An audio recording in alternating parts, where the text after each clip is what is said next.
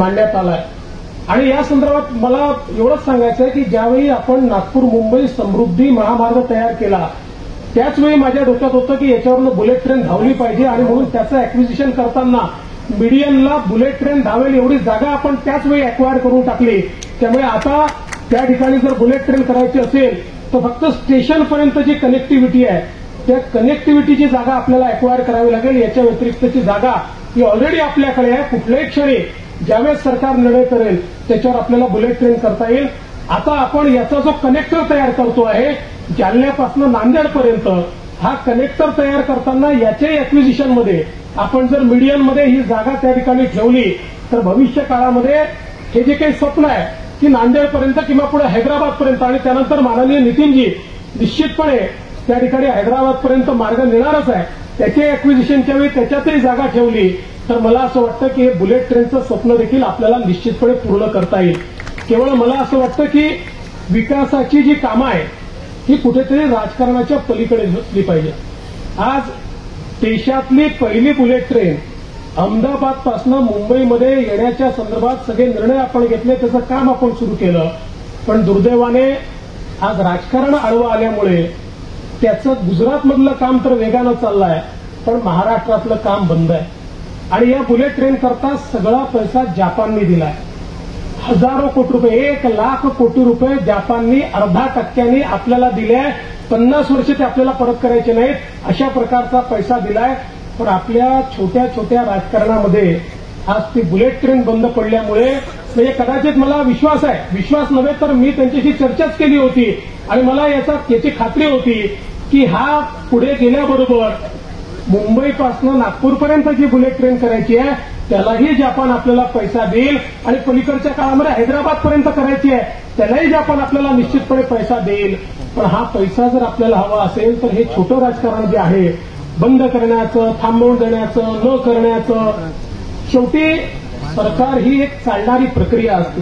म्हणजे मला आठवतं की मी 2014 ते 2018 जवळजवळ 4 वर्ष, 3 वर्ष तर 15 ते 18 विधानसभेत आणि विधान परिषदेमध्ये बुलेट ट्रेन का महत्वाची आहे याचंच उत्तर देत होतो.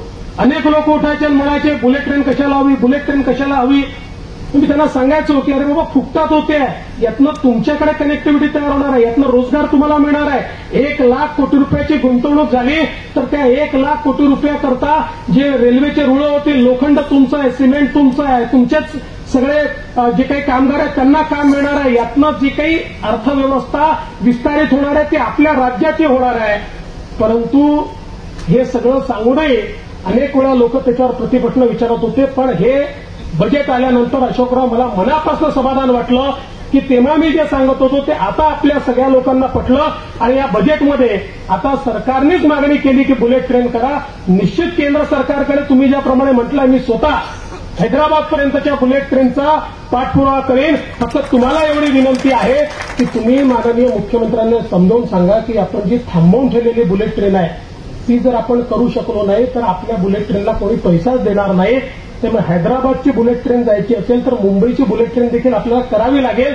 अन्यथा फायनान्शियल इन्स्टिट्यूशनचा विश्वास हा आपल्यावर निश्चितपणे राहणार नाही. पण मला आनंद आहे आपण सगळे मिळून, शेवटी पक्ष विपक्ष सरकारी पक्ष असतोच, पण ज्यावेळेस एखादं विकासाचं काम होतं त्यावेळेस सगळ्यांना मिळून ते काम करावं लागतं. आणि अशोकरावांनी जाणीवपूर्वक ज्याचा उल्लेख केला की माननीय गडकरी साहेबांनी आज महाराष्ट्रामध्ये ज्या प्रकारे कुठलाही भेदभाव न ठेवता, कोणाचा मतदारसंघ याचा विचार न करता इतक्या मोठ्या प्रमाणात रस्त्याची कामं केली, ही खरी महाराष्ट्राची संस्कृती आहे. आणि याच प्रकारचं काम येत्या काळामध्ये निश्चितपणे महाराष्ट्रात होईल. आणि विशेषतः मला या गोष्टीचा आनंद आहे की अशोकराव आपण सांगितलं, कारण प्रताप पाटलांनी सांगितलं होतं की राज्याचा हिस्सा हा आपण दिला पाहिजे. आणि मला कधी कधी आश्चर्य वाटतं की काही अधिकाऱ्यांनी त्या ठिकाणी सरकारची दिशाभूल केली आणि सरकारने निर्णय घेऊन टाकला की आम्ही आता कुठल्याच केंद्राच्या प्रोजेक्टमध्ये हिस्सा देणार नाही. अरे बाबा त्याचा फायदा राज्याला होतो आणि आपल्या राज्याकरता केंद्र पैसा देते तर आपला हिस्सा दिला तर आपल्या राज्याचं काम फास्ट होतं. पण मला विश्वास आहे की अशोकरावांसारखा एक मजबूत नेता हा जर मध्यस्थी करेल तर निश्चितपणे हे जे काही अधिकाऱ्यांनी मिळून सरकारची दिशाभूल केली आहे आणि आता हे जे काही राज्याचा हिस्सा आहे तो अडल्यामुळे राज्यातले सगळे रेल्वे प्रोजेक्ट आपले अडलेले आहेत. तो हिस्सा जर मिळाला तर मला विश्वास आहे की अतिशय वेगानं ही सगळी कामं या ठिकाणी पूर्ण होतील.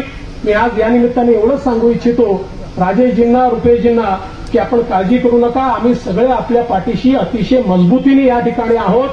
सदैव आपल्या या संपूर्ण सामाजिक राजकीय जीवनामध्ये ज्या ज्या ठिकाणी आपल्याला आवश्यकता असेल त्या त्या ठिकाणी आम्ही तुमच्या बाजूला दिसू, तुमच्या मागे दिसू, तुमच्या सोबत दिसू.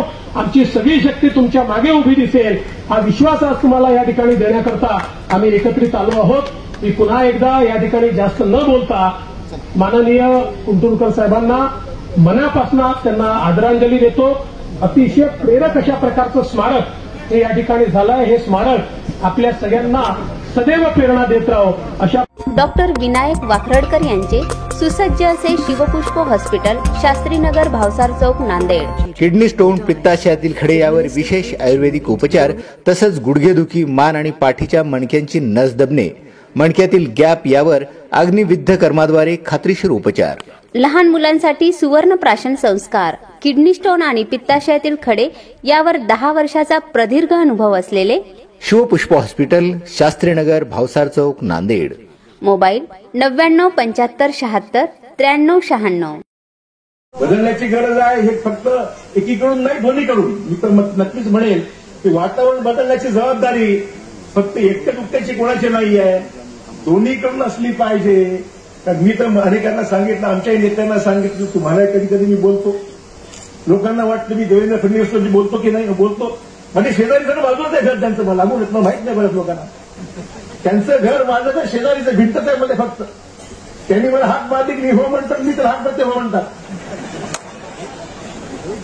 फक्त एक चार लोकांना सांगत नाही आम्ही काय बोलतो. काय जास्त नाही, मॅच फिक्सिंग नाही, माझी वाट नाही. याच्यामध्ये कुठली मॅच फिक्सिंग नाही आहे, बिलकुल सांगतो. कुठलं राजकीय देवाणघेवाण नाही, कुठली मॅच फिक्सिंग नाही. शेजार धर्म कसा असावा ते म्हणले होते मला. परंतु शेजारी आहोत आणि शेजारी म्हणून तेही मला कधी बोलतात, मी त्यांना बोलतो. लोकांना मला सांगायचं आहे, उगाच इकडे कान भरायचं काम करू नका. आम्ही दोघं एकमेकांशी शेअर करतो कोण कोणाला काय बोललं ते. त्यामुळे देवेंद्रजी आणि आमचे एक विरोधी पक्ष नेता म्हणून ते सन्मान करतो, राज्याचे माजी मुख्यमंत्री म्हणून त्यांचा मी सन्मान करतो. आणि ते मला तेवढाच आदर करतात हे मला जाहीरपणे या ठिकाणी मुद्दाम सांगितलं पाहिजे. आणि त्यामुळे या सगळ्या पार्श्वभूमीवर आज आमची एवढीच अपेक्षा आहे की देशात आणि बाकी देशात नाही बोलत, देशातली गोष्ट आपल्या हातात नाही, पण महाराष्ट्रातलं किमान हे जे वॉर चाललंय, वॉर पॉलिटिकल वॉर चाललाय, हा पॉलिटिकल वॉर हा गँग वॉर होऊ देऊ नका, एवढीच मला विनंती आम्हा दोन्हीकडच्या नेत्यांना करायची आहे. मला मुद्दाम सांगायचं, ही माझी इच्छा मनापासून आहे. मला काही त्यातून मिळवायचं नाही. राजकारणात स्तर जो घसरत चालला आहे तो स्तर राखण्याचं काम दोन्ही महाविकास आघाडीकडून आणि विरोधी पक्षाकडून दोन्हीकडून साधल्या गेला तर मला वाटतं की भरपूर काही महाराष्ट्राच्या हिताची कामं होऊ शकतील. व्यक्तिमत्व असणारे राजकारणामध्ये फार कमी व्यक्ती होते. म्हणजे तुमचं आहे तो एवढं नाही, एक आहे तो.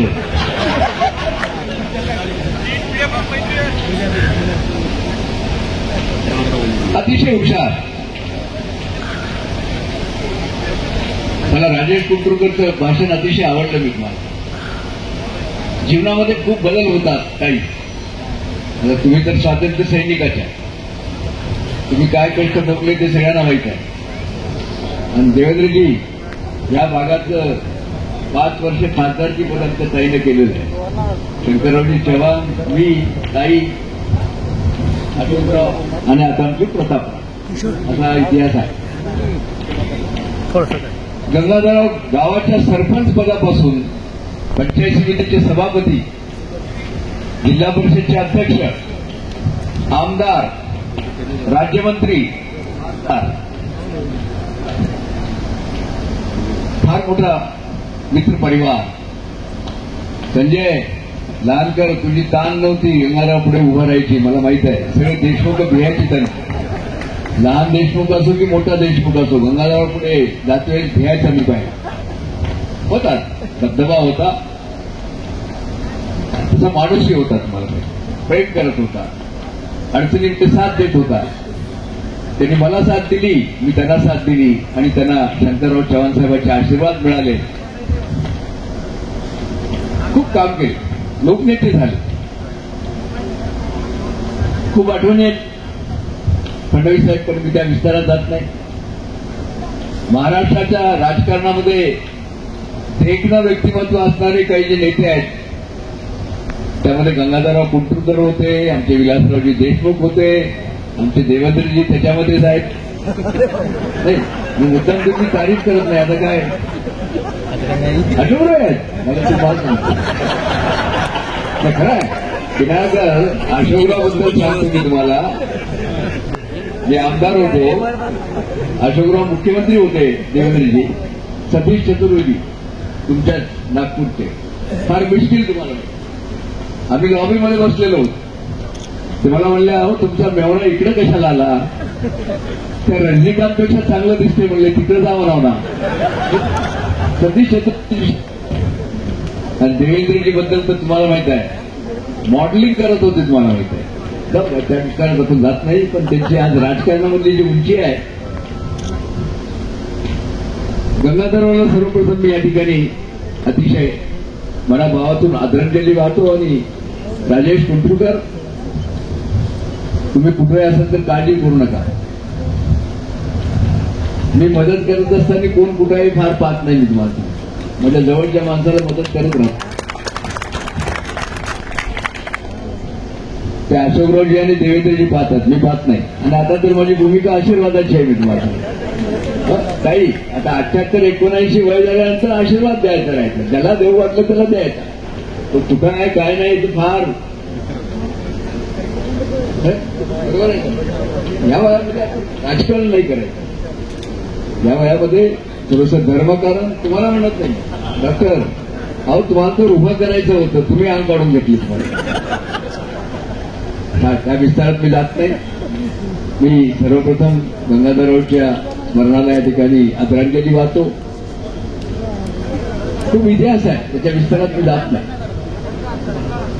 स्वातंत्र्य मिळाल्यानंतर या नांदेड जिल्ह्याची जडणघडण स्वर्गीय डॉक्टर मराठवाडा ग्रामीण बँकेची, ते मला त्या बँकेचं त्यांनी संचालक केलं. मला सांगायला अभिमान आहे की 4 वर्ष मी बाळासाहेब फडणवीसांबरोबर मी संचालक समितीचे अध्यक्ष म्हणून काम केलं. अतिशय सुंदर काम त्यावेळेस झालं. देवेंद्रजी फडणवीस साहेबांचे वडील फार शिस्तप्रिय होते.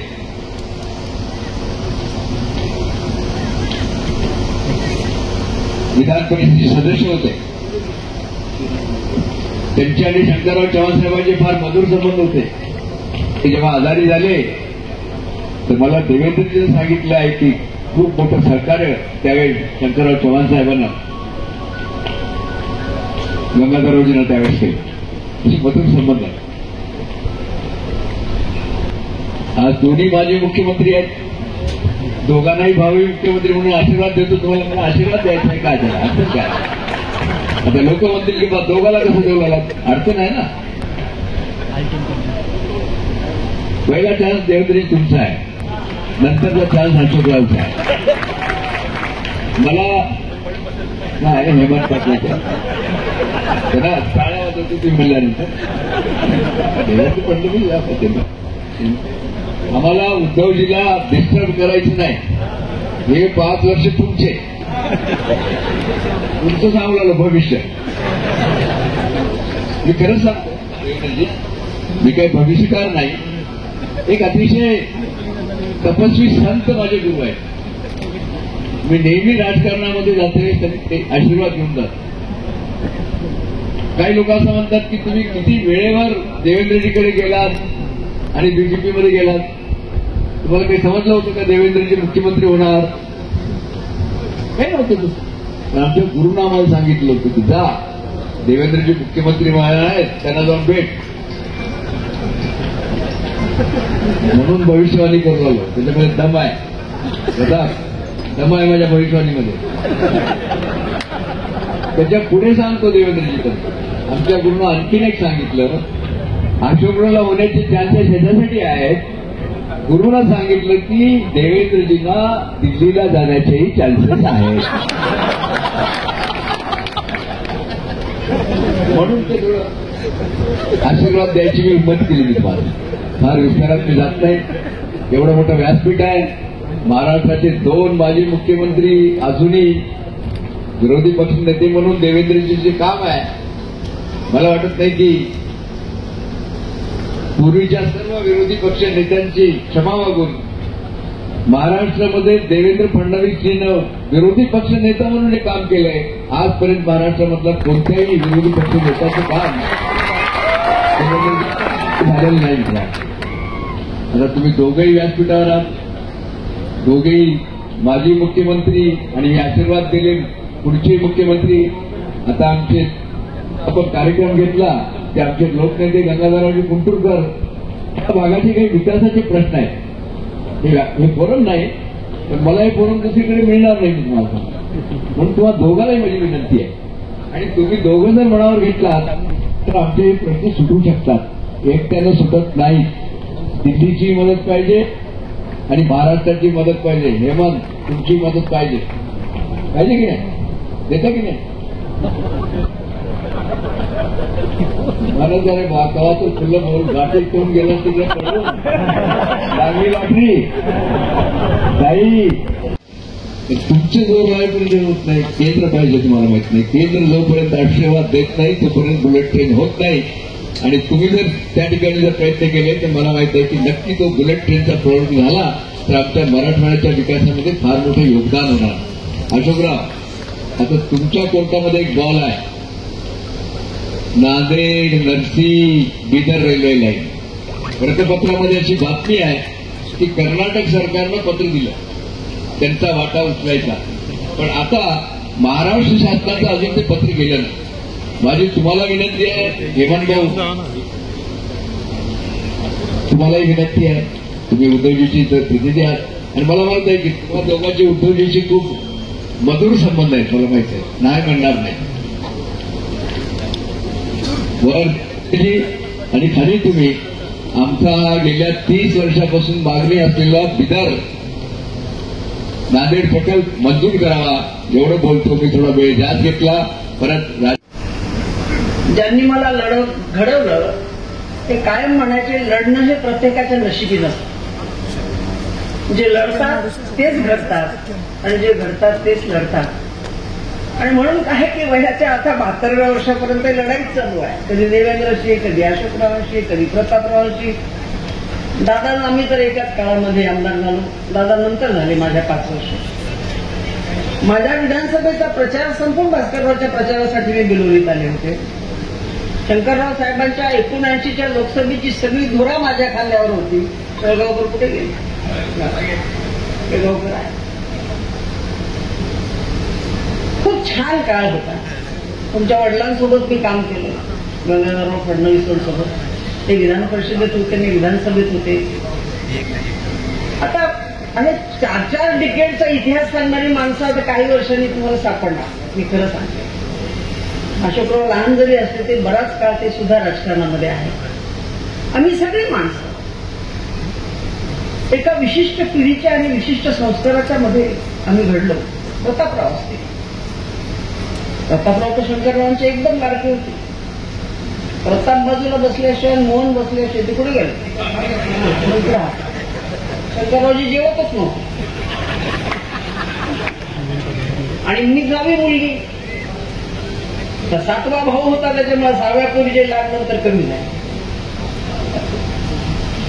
पण जे संस्कार शंकरराव साहेबांनी आमच्यावरती केले, शामराव कदमांनी केले, बारडकर बापूंनी केले, गंगाधररावांच्या कडे बघितल्याच्या नंतर आयुष्यातलं सुखदुःख किती संयमाने घेता येतं याचं मूर्तिमंत उदाहरण म्हणजे गंगाधरराव कुंटुरकर.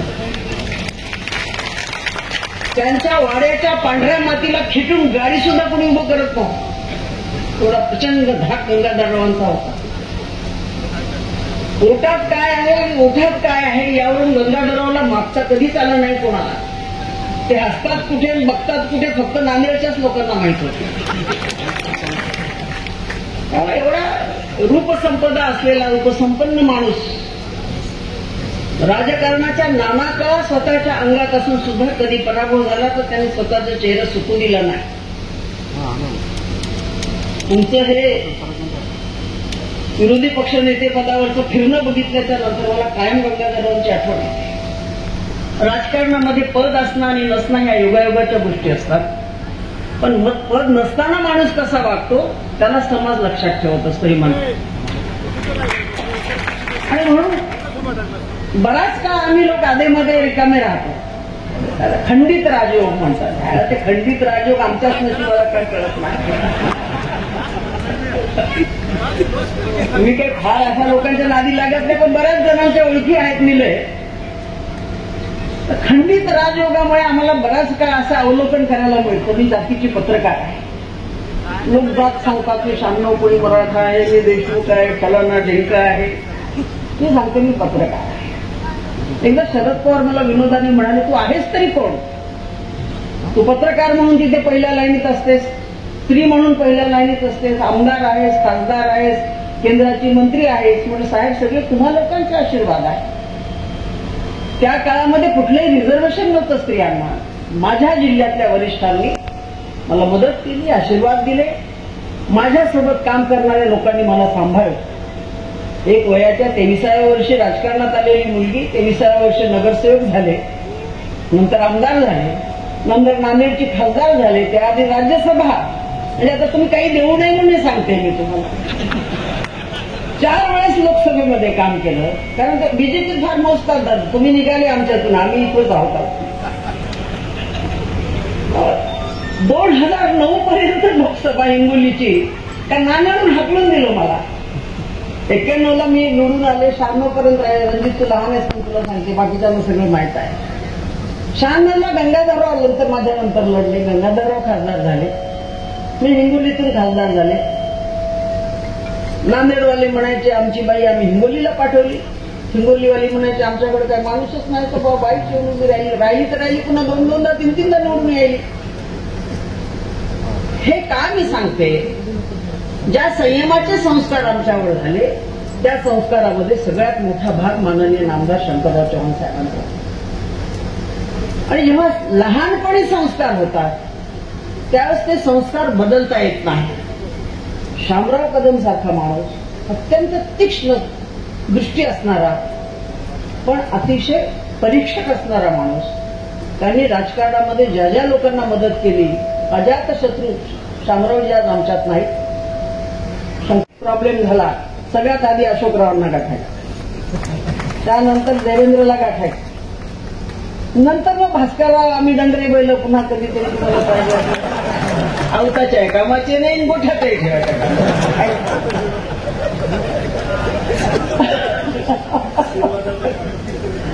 आशीर्वाद त्यांनीही दिलेला आहे, माझा तर कायम असतो बेटा.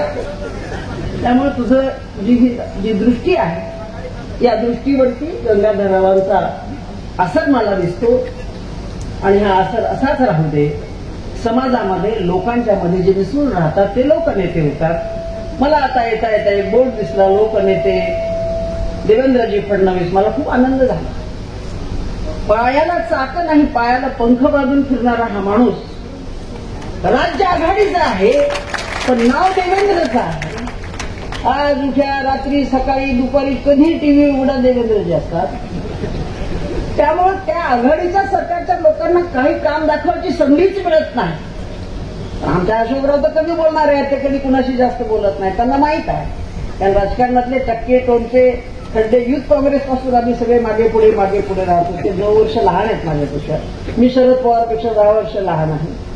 तुम्ही तर खूपच लहान आहात आमच्यापेक्षा. त्यामुळे ही जी सगळी वाटा आणि वळणं आहे, ती वाटा आणि वळणं सुखद नसतात, ती खूप दुःखदही असतात, तीक्ष्ण असतात, सगळं काही हिरवून घेणारी सुद्धा असतात. राजकीय जीवनामध्ये मिळण्यापेक्षा न मिळण्याच्या संख्या जास्त असतात. हे तुम्हालाही माहिती आहे, मला माहित आहे. पण हे क्षण सोसण्याचं धैर्य आमच्या जिल्ह्यातल्या नेत्यांनी फार प्रचंड प्रमाणात दाखवलं. त्याच्यामध्ये गंगाधरराव आमचे नंबर 1 होते. हा राजबिंडा माणूस राजकारणामध्ये मातीवर पाय पडेल तर आपले पाय मैले हो जाएंगे, इतका गोरा माणूस, पण मातीमध्ये पाय रोवून घट्टपणे समाजाच्यासाठी लढत होता, उभा राहिला होता. सरपंच पदापासून लोकसभेच्या सभासदत्वापर्यंत गंगाधरराव राहिले. त्यांच्या स्मृतीला मानवंदना देत असताना त्यांची कमी निश्चितपणे आम्हाला जाणवेल. कुंटूरकडे लक्ष राजेशसाठी द्यावं लागेल. पण आता कुटूरकडे येण्याची आमची हिंमत होत नाही. जसं शंकरराव साहेब गेल्याच्या नंतर मला इतका मानसिक त्रास व्हायचा, कारण माझ्या घराच्या पाठीमागे त्यांचा अंत्यविधी झाला एसएमसी कॉलेजमध्ये, मी त्याच्या पाठी राहत होते. तेव्हा ही जी काही स्थळं आहेत, काय मिळवण्याचा कार्यक्रम नाही. सूर्यकांता पाटील आता आयुष्यात काहीच मिळवायचं नाही. दादा तुम्ही आता लई उशिरा म्हणाले, मी तर फार लवकर सांगायचं, काहीच मिळवायचं नाही, सगळं मिळवून झालेलं आहे. 43 वर्षाच्या राजकारणामध्ये 43 सेकंद सुद्धा समाजाला सोडून न राहता, स्वतःच्या अंगावरती एकही शिंतोडा न येऊ देता राजकारण केलं, ते सुद्धा माझ्यावर झालेल्या संस्कारातून केलं असं मला वाटतं. शंकरराव साहेबांचे ते संस्कार होते, इंदिरा गांधींचे ते संस्कार होते. आपण आमच्या आयुष्यात फार उशिरा आलात, पण आम्ही भाजपात केवळ तुमच्यामुळे आलो हे तुम्हालाही माहित आहे आणि अख्ख्या भाजपला माहित आहे.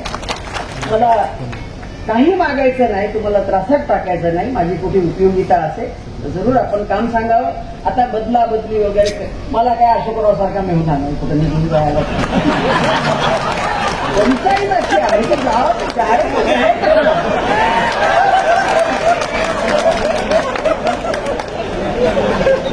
का झालं, तुम्ही सगळं बोलले मग मला तुम्ही काय घेऊ द्या केलं घेऊ द्या केलं असा आहे सगळा कार्यक्रम. खूप हसवायचं होतं तुम्हाला. तुम्ही 10 वाजल्यापासून इथे बसलेले आहात, त्याची जाणीव ठेवून अधिक काही नव्हतं. अख्खं आयुष्य तुमच्यासमोर बोलत आलेली आहे, 2-2 तास तुमच्यासमोर भाषणं केलेली आहे. तुमचं प्रेम, तुमचे आशीर्वाद जसे गंगाधररावांना होते तसेच आमच्या राजेशला, रुपेशला, अलकाला, मधुमतीला राहू द्या. त्यांच्या पाठीमागे आपण उभे राहा, त्यांच्या सुखदुःखामध्ये आम्हीही राहू, तुम्हीही राहा. एवढंच बोलून गंगाधररावांच्या आत्म्याला शांती लाभू.